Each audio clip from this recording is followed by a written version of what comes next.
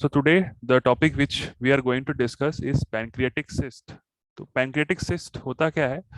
Pancreatic cyst are the closed fluid sac within the pancreas. They can be benign and malignant, which can be varying on the basis of etiology. तो pancreatic cyst क्या होता है? जब acute pancreatitis जब कोई patient को होता है, then after 3 to 4 weeks, तब क्या होता है? ये cyst का development होता है.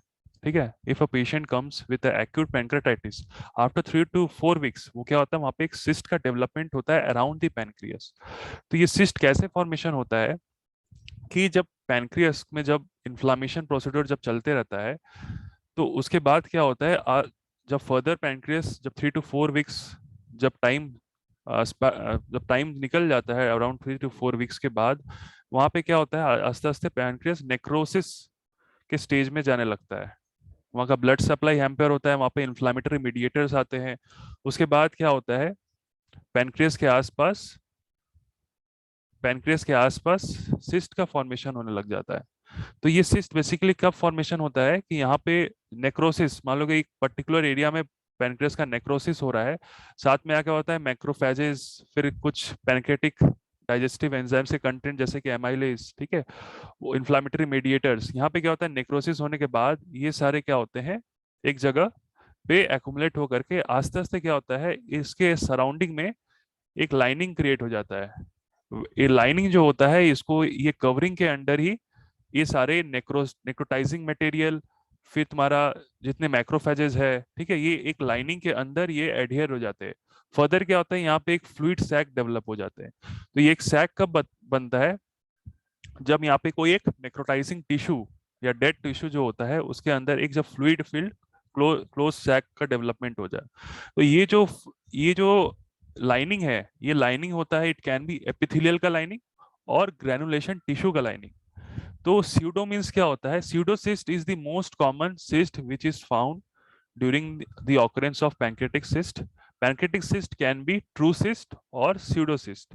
ट्रू सिस्ट नॉर्मली जो होता है वो 20% ऑफ द केसेस में देखने को मिलता है.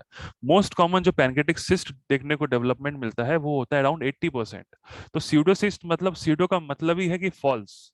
तो स्यूडोसिस्ट हम लोग कब बोलेंगे, जब ये जो लाइनिंग है, आउटर मोस्ट जो लाइनिंग, वो जब ग्रेनुलेशन टिश्यू का फॉर्मेशन हो, ठीक है, तब हम लोग बोलेंगे स्यूडोसिस्ट. और जब ये जो आउटर लाइनिंग है ये अगर एपिथेलियल लेयर का कवरिंग हो आउटर लाइनिंग में, तब हम लोग बोलेंगे ट्रू सिस्ट. तो ट्रू सिस्ट और स्यूडोसिस्ट का डिफरेंस यहीं पर है, उसके सेल लाइनिंग के डिमार्केशन होता है कि अगर सेल लाइनिंग एपिथेलियल लेयर का अगर लाइनिंग रहा, then it is we call it as true cyst. और स्यूडोसिस्ट मींस सिस्ट है but it is a pseudo false cyst, जब अगर ग्रेनुलेशन टिश्यू का जब ग्रेनुलेशन लेयर अगर हो, ठीक है, तब हम लोग बोलेंगे सीडोसिस्ट. तो depending upon the classification, this can be congenital and acquired. Congenital, as the term means, like it is a development anomaly, it is present since birth. जो acquired condition में जो मिलता है, it is of 4 types, 4 varieties. So it can be retention cyst. Retention cyst कब मिलता है, it occurs due to strictures or obstructions by the stoner tumors. तो यहाँ पे क्या हम लोग को पता है कि पैनक्रियास में एक पैनक्रियाटिक डक्ट यहाँ से ट्रेवल करता है, ठीक है, और फिर यहाँ से क्या होता है, ड्यूडेनम में, second part of the duodenum में जाकर ड्रेन करता है. जो भी बाइल प्रोडक्ट है around the ampulla of waiter से ओपनिंग जाता है, ड्रेन करता है. इसके ऊपर हमारा सब कॉमन बाइल डक्ट और बिलियरी ट्रैक्ट है. तो ये जो पैनक्रेटिक जो डक्ट है, उसमें अगर कोई स्ट्रक्चर का फॉर्मेशन हो जाए due to presence of any tumour, tumour की वजह से यहाँ पे क्या होता है, इसको पुश करता है और यहाँ पे कुछ डेवलप ऑब्स्ट्रक्शन क्रिएट हो जाता है और यहाँ पे कोई ट्यूमर का फॉर्मेशन होता है. तो फर्दर ऑन यहाँ पे क्या होता है, एक सिस्ट का डेवलपमेंट हो जाता है जिसको हम लोग बोलते हैं retention cyst. Next comes the degenerative cyst. Degenerative cyst, as I discussed, कि ड्यू टू ग्लैंड नेक्रोसिस की वजह से वहां पे क्या होता है, वहां पे वेदर एपिथेलियल लेयर और ग्रेनुलेशन का लेयर का एक सीटोसिस्ट और सिस्ट का डेवलपमेंट होता है ड्यू टू एक्यूट पैंक्रेटाइटिस और क्रॉनिक पैंक्रेटाइटिस. तो नॉर्मली ऐसा देखा गया है कि एक्यूट पैंक्रेटाइटिस के बाद 3 to 4 वीक्स रिलैप्स हो जाने के बाद ये पैंक्रेटिक सिस्ट का डेवलपमेंट होता है.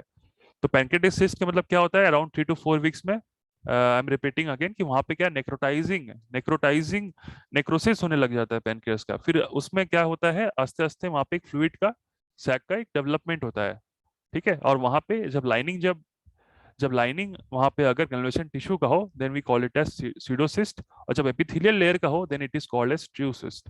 तो during viva also they can ask you what is the difference between pseudocyst and true cyst. So this differentiation you have to tell, and how the pseudocyst is formed you have to tell. ठीक है.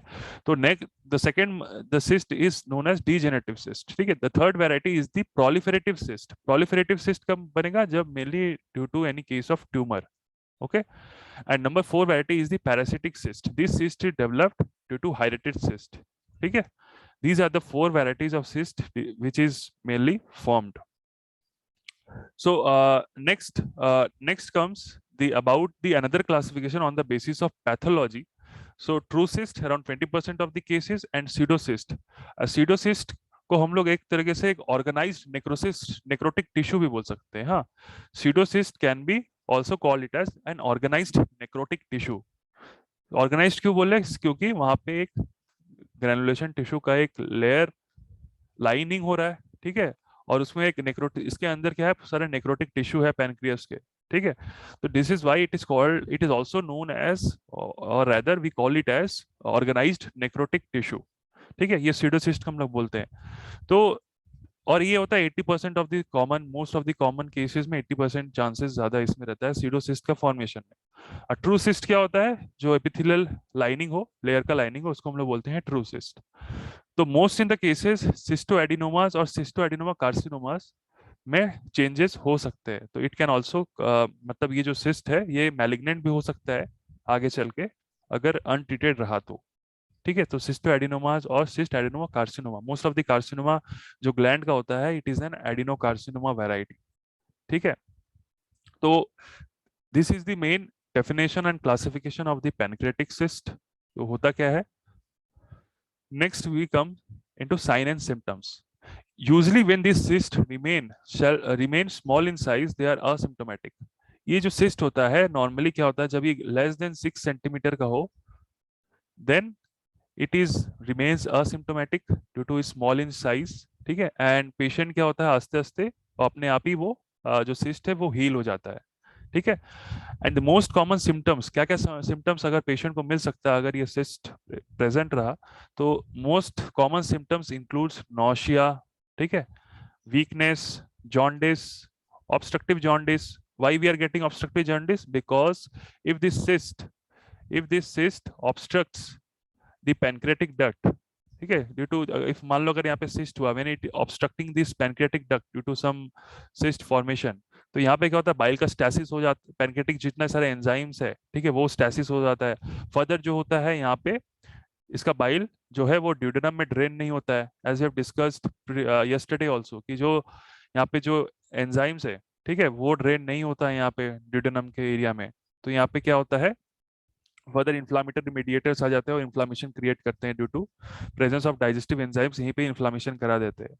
तो jaundice हम लोग को क्यों मिलेगा? क्योंकि यहाँ पे कहीं ना कहीं ऑब्स्ट्रक्टिव कॉज हम लोग को मिल रहा है. ये बाइल क्या है, सही से यहाँ पे ड्रेन नहीं कर पा रहा है, जहाँ से तुम्हारा कॉमन सीबीडी से जितने सारे बाइल आ रहे हैं, ठीक है, और पैनक्रियाटिक डक्ट मिल करके जो ड्रेन करते हैं यहाँ पे ठीक से बाइल का डिपोजिशन या फिर ड्रेन नहीं हो रहा है. That is why we are getting obstructive jaundice features. ठीक है. Then weight loss, loss of appetite मिल रहा है. क्यों? because as we know कि जो pancreas है, we all know it is a retroperitoneum. It is situated around the retroperitoneum area. और इसी के ऊपर क्या होता है? स्टोमक सिचुएटेड है. ठीक है. इसी के ऊपर स्टोमक हमारा सिचुएटेड है. ठीक है. तो दिस मान लो अब ये क्या होता है? Stomach.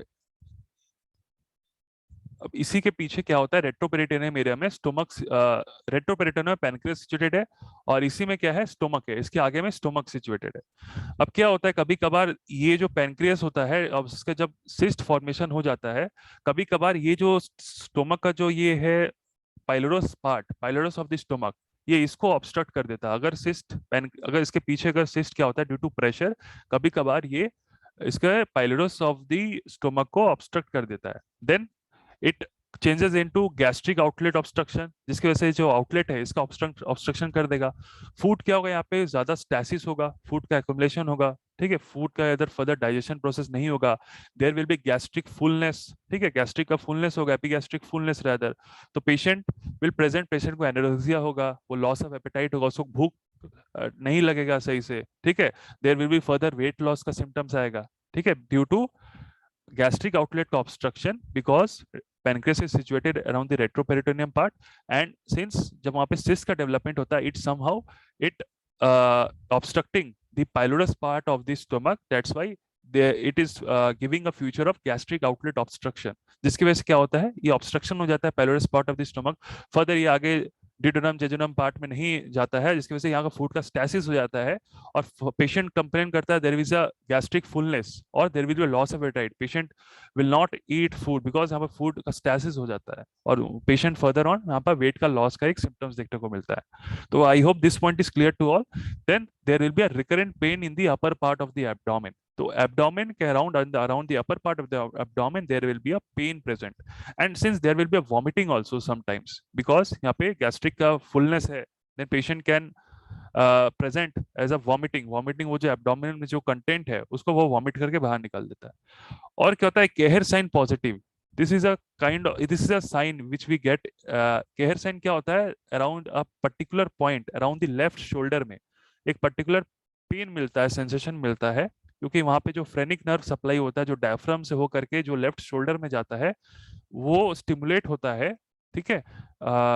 when this pancreatic cyst occurs, तो वहां पे क्या होता है, there will be a pain sensation around the left shoulder because of the same nerve supply from the diaphragm, that is a phrenic nerve। तो वहां पे क्या होता है, केहर साइन हम लोग उसको साइन को बोलते हैं, that is Kehr sign positive, ठीक है। तो ये सारे सिम्टम्स और साइन देखने को मिलेगा।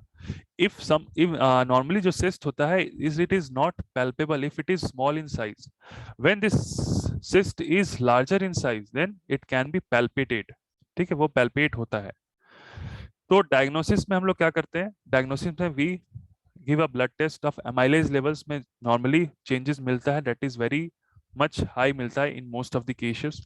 अल्ट्रासाउंड में मोस्ट ऑफ द अगर जो टेक्नीशियन है और फिर जो डॉक्टर है, if it is very much handy तो वो डिटेक्ट कर लेता है, ठीक है।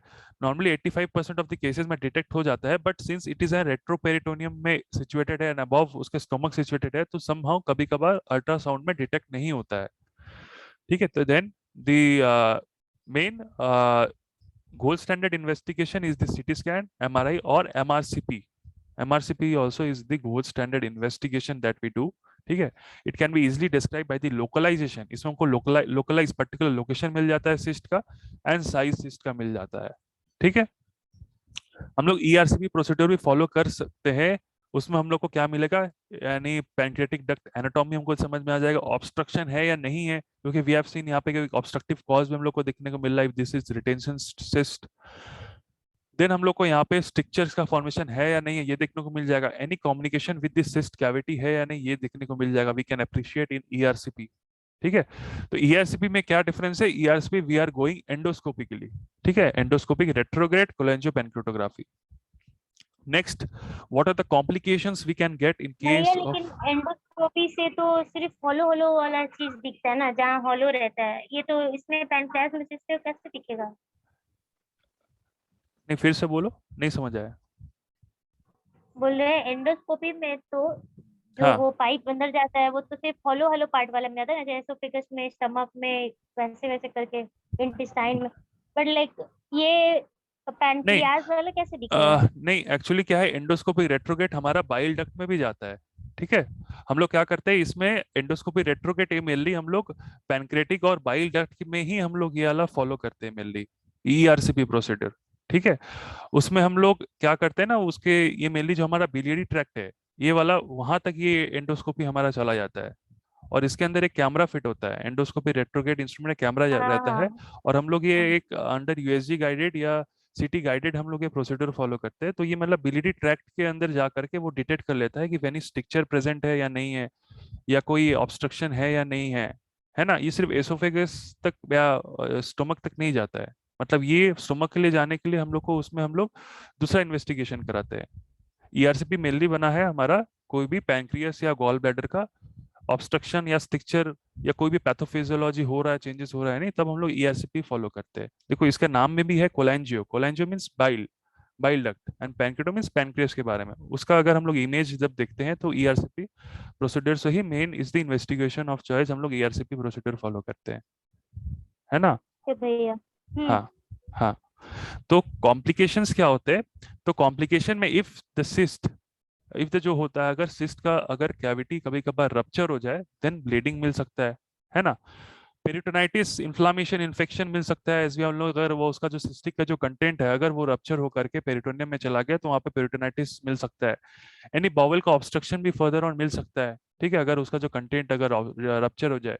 सपुरेशन या पस फॉर्मेशन भी मिल सकता है अगर वो इन्फेक्शन अगर वहाँ पे हो जाए सिस्ट में, ठीक है। तो जो स्मॉलर सिस्ट होता है, अब हम लोग आते हैं ट्रीटमेंट का पार्ट में। तो जो स्मॉलर सिस्ट होता है वो बेसिकली रिजॉल्व हो जाता है बाय इटसेल्फ, ठीक है। और हम लोग जब इसको ट्रीटमेंट कब करेंगे, when the size of the cyst will be greater than 6 centimetre और the patient present with any clinical signs and symptoms, ठीक है, तब हम लोग इसको ट्रीट करते हैं। नॉर्मली जो होता है वो अपने आप रिजॉल्व हो जाता है cyst, but if it comes, if हम लोग ये देखें कि अगर सिस्ट का साइज ग्रेटर देन 6 सेंटीमीटर हुआ and it is around 12 weeks, यानी 3 मंथ्स का अगर हिस्ट्री रहा, and if it does not resolve and if the cyst wall is thick, ठीक है, तब हम लोग उसको ट्रीट करेंगे। तो ट्रीट करने का अप्रोच जो होता है वो 4 तरीके या दो से 3 तरीके का ट्रीटमेंट जो फॉलो करते हैं। एक तो हो गया रेडिकल अप्रोच। तो रेडिकल अप्रोच में क्या करते हैं हम लोग, वो जो सिस्ट है उसको हम लोग अराउंड जहाँ पे जो पेनक्रियस में जो सिस्ट प्रेजेंट है उसको हम लोग रिसेक्ट कर देते हैं, ठीक है। तो resection of the affected part of the pancreas along with the cyst, ये तो हो गया हमारा रेडिकल अप्रोच, हम लोग पूरा सिस्ट को ही बाहर निकाल देंगे। बट यहाँ पे क्या होता है, चांस ऑफ रिकरेंस बहुत हाई रहता है, ठीक है। नेक्स्ट होता है द ड्रेन, और ये थोड़ा सा लाइक रिस्क भी रहता है कि पैनक्रियास के पार्ट को भी निकाल रहे हैं थोड़ा और सिस्ट को भी पूरा निकाल दे रहे हैं। Next come the drainage of the cyst cavity, ठीक है। तो drainage of the cyst cavity के अंदर हम लोग बेसिकली 2 प्रोसीजर फॉलो करते हैं। एक तो हम लोग करते हैं एंडोस्कोपिक ड्रेनेज करते हैं और एक होता है ओपन ड्रेनेज करते हैं। तो हम लोग ड्रेन करते हैं सिस्ट कैविटी को आइदर गोइंग एंडोस्कोपिकली, और होते हैं हम लोग ओपन ड्रेनेज करते हैं। तो इसमें क्या है, whole of the cavity, whole of the cyst cavity is drained out either externally. तो externally means we are doing an open drainage, उसको खोल के ड्रेन कर दे रहे हैं, ठीक है। और इन रिटेंशन सिस्ट इंटरनली ड्रेनेज, एक तो हो गया ओपन ड्रेनेज, एक और हम लोग हो रहा है, एक हो रहा है इंटरनल ड्रेनेज। तो इंटरनल ड्रेनेज का क्या मतलब है कि हम लोग जो एंडोस्कोपिक ड्रेनेज करते हैं वो होता है इंटरनल ड्रेनेज। तो इसमें हम लोग क्या करते हैं कि इसके अंदर 3 प्रोसीजर हो सकता है, आइदर सिस्टोजेजिनोस्टोमी, सिस्टोडिडोनोस्टोमी और सिस्टनो गैस्ट्रोस्टोमी। तो इसमें क्या करते हैं कि हम लोग को पता है कि pancreas is located and the retrograde, और इसके ऊपर से ही हमारा स्टोमक है, मतलब आगे में ही, ठीक है। डायग्राम बहुत खराब है बट समझने के लिए देख लो कि सिस्ट हमारा जो है पैनक्रियास से उसका रेट्रोपेरिटोनियम, उसके ठीक आगे ही हमारा स्टोमक है, ठीक है। तो उसमें हम लोग क्या करते हैं कि स्टोमक के साथ और जो पैनक्रियास का जो सिस्ट है, the pancreatic cyst and the stomach वाला पार्ट, उसके हम लोग बीच में कनेक्शन डेवलप कर लेते हैं। तो मान लो ये जो सिस्ट है इसमें हम लोग पैनक्रियास के साथ ये स्टोमक में हम लोग एक कनेक्शन क्रिएट कर देते हैं। ये हम लोग ये इसमें हम लोग कनेक्शन क्रिएट कर देते हैं। उसके बाद क्या होता है, ये जो सिस्ट का जो कंटेंट है वो within some period of time वो आस्ते आस्ते ये ड्रेन हो जाता है, ठीक है, आस्ते आस्ते ड्रेन हो जाता है, ठीक है। तो इसलिए हम लोग इसको ऑपरेट ये हम लोग तो ये हम लोग ऑपरेशन का नाम बोलते हैं सिस्टेनो। अगर हम लोग स्टोमक के साथ अगर हम लोग कनेक्शन किए, तो हम अगर हम लोग इसके साथ अगर ड्रेन किए तो इसको हम लोग बोलते हैं सिस्टो गैस्ट्रोस्टोमी। तो हम लोग टोमी मीन्स कट, तो हम लोग कट करके सिस्टो और गैस्ट्रो यानी स्टोमक को हम लोग एक कनेक्शन क्रिएट कर देते हैं, और जो ड्रेन होगा सिस्ट वो स्टोमक में जाकर के ड्रेन हो जाएगा, ठीक है। हम लोग ऐसा क्यों ड्रेन कर रहे हैं, क्यों हम लोग यहाँ से डायरेक्ट ड्रेन नहीं कर रहे हैं, क्योंकि डायरेक्ट ड्रेन करने से क्या होता है, चांस ऑफ रिकरेंस बहुत हाई रहता है, ठीक है। तो इसलिए हम लोग यहाँ पे क्या होता है, यहाँ पे एक हम लोग कनेक्शन क्रिएट कर देते हैं। तो अगर हम लोग स्टोमक के साथ या गैस्ट्रिक के साथ अगर हम लोग कनेक्शन क्रिएट करें then we call it as cystogastrostomy, ठीक है। अगर हम लोग ड्यूडेनम के साथ, अगर ये पैनक्रियास है, ये पैनक्रियास क्या होता है अटैच होता है आगे चल के ड्यूडेनम से to the second part of the duodenum.